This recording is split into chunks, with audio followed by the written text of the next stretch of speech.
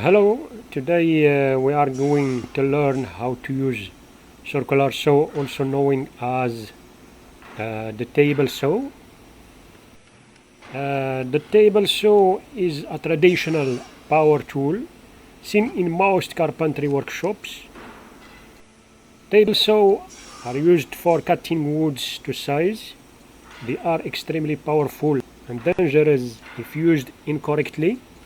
Here the carpenter uses a precision measuring tape and mark on the wood the size to be cut. Then he measured the distance from the fence to the closed edge of saw blade dot.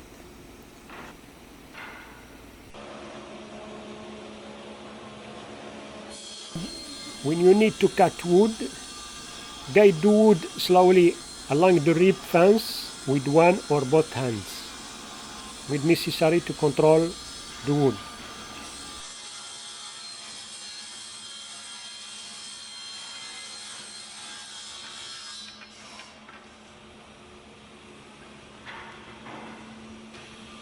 Often you need to measure the finished cut